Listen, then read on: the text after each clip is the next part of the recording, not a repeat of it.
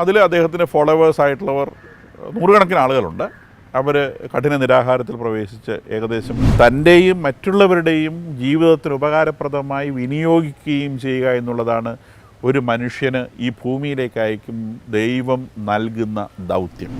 ഭൂമിയിൽ ലഭിച്ച അവസരം അത് പരിപൂർണമായും ഉപയോഗിച്ച് അവനവൻ്റെ ഓട്ടം ഈ ഭൂമിയിൽ പൂർത്തിയാക്കിയ ശേഷം മാത്രമാണ് ക്രിസ്തു പഠിപ്പിച്ച പാതയിലൂടെ ഒരു മനുഷ്യന് തിരിച്ചു പോക്കുള്ളത്.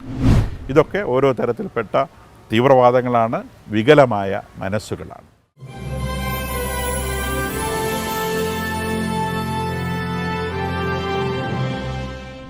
സൺഡേ ശാലോമിലേക്ക് സ്വാഗതം. ഞാൻ ജോസ് ജോൺ മല്ലികശ്ശേരി. സമീക്ഷ.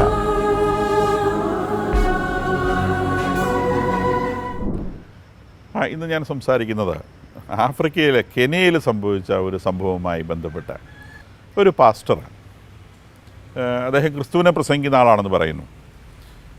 അദ്ദേഹത്തിൻ്റെ അനുയായികളുമായി വനാന്തർഭാഗത്ത് പ്രവേശിച്ച് തീവ്ര ഉപവാസത്തിലേക്ക് പ്രവേശിക്കുകയും ഒരു വസ്തുവും കഴിക്കാതെ അങ്ങനെ നമുക്ക് മരിച്ച് ക്രിസ്തുവിലേക്ക് എത്തി ക്രിസ്തുവിനെ കാണാം എന്ന് പറയുകയും ചെയ്യുകയും അതിൽ അദ്ദേഹത്തിൻ്റെ ഫോളോവേഴ്സായിട്ടുള്ളവർ നൂറുകണക്കിന് ആളുകളുണ്ട്. അവർ കഠിന നിരാഹാരത്തിൽ പ്രവേശിച്ച് ഏകദേശം 58 ആളുകൾ മരിച്ചതിന് ശേഷമാണ് അധികൃതർക്ക് ഇവരെ കണ്ടെത്താൻ കഴിഞ്ഞത്. അങ്ങനെ അധികൃതർ ഇവരെ കണ്ടെത്തിയ പാസ്റ്ററെ അറസ്റ്റ് ചെയ്തു. ബാക്കി മരണാസന്നരായിട്ടുള്ള നൂറുകണക്കിന് മനുഷ്യരെ അയാളുടെ ക്യാമ്പിൽ നിന്ന് രക്ഷപ്പെടുത്തി കൊണ്ടുവന്ന ഒരു വാർത്ത. ഇതിന് മുൻപും ലോകാവസാനം അടുത്തു എന്ന് പറഞ്ഞുകൊണ്ട് അമേരിക്കയിലും അങ്ങനെ ചില പ്രദേശങ്ങളിൽ ഇത്തരം മരണങ്ങളും ഇത്തരം സംഭവങ്ങളും ഉണ്ടായതായിട്ട് നമ്മൾ കാണുന്നുണ്ട്. കത്തോലിക്ക സഭയ്ക്ക് ഒരു കേന്ദ്രീകൃത സംവിധാനമുണ്ട്. അതുകൊണ്ട് തന്നെ ബൈബിളിനെ എങ്ങനെ ഇൻ്റർപ്രറ്റ് ചെയ്യണമെന്നതിനെ സംബന്ധിച്ച് ഒരു പാറ്റേൺ ഉണ്ട്. ഇവർക്ക് തോന്നുന്ന ഏതെങ്കിലും ഒരു വചനമെടുക്കുകയും അതിനെ അവർക്ക് തോന്നുന്ന രീതിയിൽ ഇൻ്റർപ്രറ്റ് ചെയ്യുകയും അങ്ങനെ ആളുകളെ അതിലേക്ക് ആകർഷിക്കുകയും ചെയ്തുകൊണ്ട് മരണത്തിലേക്ക് നയിക്കുന്ന ഒരു മരണ സംസ്കാരത്തിലേക്ക് നയിക്കുന്നു ഈ കാര്യം. ഇത് ക്രിസ്തുവിൻ്റെ പേരിൽ സംഭവിച്ചു എന്നുള്ളത് വളരെ ദയനീയമായ സംഗതിയാണ്. മനുഷ്യനോട് മനുഷ്യനായി ജീവിക്കണമെന്നും തനിക്ക് വേദനിക്കുന്ന കാര്യങ്ങളൊക്കെ മറ്റുള്ളവർക്കും വേദന ഉണ്ടാക്കുന്നതാണെന്നും അങ്ങനെ തനിക്ക് വേദനിക്കുന്ന ഒരു പ്രവൃത്തി മറ്റുള്ളവരുടെ നേരെ പ്രയോഗിക്കാൻ നിങ്ങൾ തയ്യാറാവരുതെന്നും കഴിയുന്നത്ര മറ്റു മനുഷ്യരെ സഹായിക്കാനായി തൻ്റെ ജീവിതകാലം വിനിയോഗിക്കണമെന്നും മാത്രമാണ് ക്രിസ്തുവിൻ്റെ പഠനത്തിൻ്റെ കാമ്പ്, അടിസ്ഥാനം. ദൈവം തന്നിട്ടുള്ള ടാലൻറ്റുകളെക്കുറിച്ച്, താലന്തുകളുടെ ഉപമ എന്നൊക്കെ പറയുന്ന ഒരു ഉപമയുണ്ട്. ഈ താലന്ത് എന്ന് പറയുന്നത് ടാലൻ്റാണ്. ടാലൻറ്റ്, TALENT, ടാലൻറ്റ്, കഴിവുകൾ. നമ്മൾ ജനിക്കുന്ന സമയത്ത് ദൈവം നമ്മളിൽ ഇംപ്ലാന്റ് ചെയ്തിട്ടുള്ള ഒരു കഴിവ്, ആ കഴിവിൻ്റെ പേരാണ് ടാലൻറ്റ്. ആ കഴിവിനെ തിരിച്ചറിയാതിരിക്കുകയും ആ കഴിവ് തിരിച്ചറിഞ്ഞാൽ തന്നെ അതിനെ പരിപോഷിപ്പിക്കാതിരിക്കുകയും ചെയ്തുകൊണ്ട് വർത്തിക്കുന്ന മനുഷ്യരെയാണ് ദൈവത്തിന് ഏറ്റവും വിരോധമുള്ള മനുഷ്യർ എന്നാണ് ഇതിനകത്തെ സൂചന. പലപ്പോഴും പല മനുഷ്യരുടെയും രീതിയുണ്ട്. അവരെപ്പോഴും മറ്റു മനുഷ്യരുടെ കാര്യങ്ങൾ ഇങ്ങനെ നോക്കും. എനിക്കൊന്നുമില്ല, എന്നെക്കൊണ്ടൊന്നിനും കൊള്ളുകയെന്ന് പറഞ്ഞുകൊണ്ടിരിക്കുന്ന മനുഷ്യരുണ്ട്. ഒരിക്കലും ഞാനൊരു കഥ കേട്ടിട്ടുണ്ട്. ഒരു സ്കൂളിൽ ഈ കുട്ടികളുടെയൊക്കെ ബർത്ത്ഡേ, ഒരു ഹയർ ലെവൽ സ്കൂളാണ്. ആ സ്കൂളിലെ കുട്ടികളുടെയൊക്കെ ബർത്ത്ഡേ ഒന്നിച്ച് ആഘോഷിക്കുന്ന ഒരു രീതിയുണ്ട്. അപ്പം ഒരു സ്കൂളിൽ ഇങ്ങനെ ബർത്ത്ഡേ ആഘോഷം നടക്കുകയാണ്. 5-10 കുട്ടികളുടെ ബർത്ത്ഡേ ആണ് ഒരു പർട്ടിക്കുലർ ഡേയിൽ. അപ്പോൾ അവരുടെ എല്ലാവരുടെയും ബർത്ത്ഡേ ഒന്നിച്ച് ഒരു സ്റ്റേജിൽ വെച്ച് ആഘോഷിക്കുന്നു. അപ്പോൾ ആ കുട്ടികൾക്ക് കൊടുക്കേണ്ട ബർത്ത്ഡേ പ്രസൻറ്റുകൾ അതാത് ക്ലാസ്സിലെ അവരുടെ കൂട്ടുകാരോ ബന്ധുക്കളോ ആരെങ്കിലുമൊക്കെ ആയിട്ട് ഈ സ്റ്റേജിൽ എത്തിച്ചിട്ടുണ്ട്. ഒരു പർട്ടിക്കുലർ കുട്ടി, എല്ലാ കുട്ടികളുണ്ട്, 8-10 പേരുണ്ട്, അതിലൊരു കുട്ടി, ആ കുട്ടി മറ്റു കുട്ടികളുടെ ഒപ്പം സ്റ്റേജിലേക്ക് കയറുന്നു.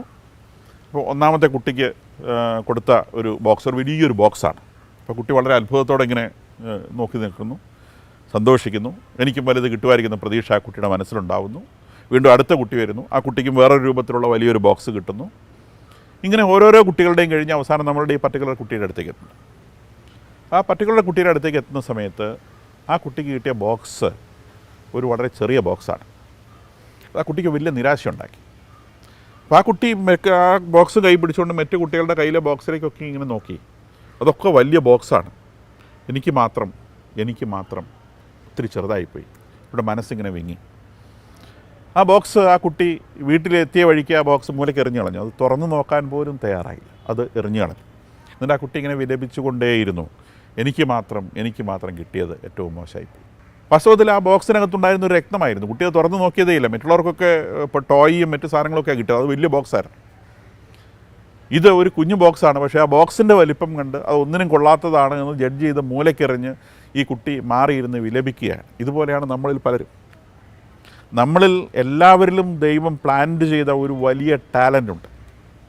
ആ ടാലൻറ്റിനെ തുറന്നു നോക്കി കണ്ടെത്തുകയും അതിനെ വളർത്തിയെടുക്കുകയും അത് തൻ്റെയും മറ്റുള്ളവരുടെയും ജീവിതത്തിന് ഉപകാരപ്രദമായി വിനിയോഗിക്കുകയും ചെയ്യുക എന്നുള്ളതാണ് ഒരു മനുഷ്യന് ഈ ഭൂമിയിലേക്ക് അയക്കും ദൈവം നൽകുന്ന ദൗത്യം.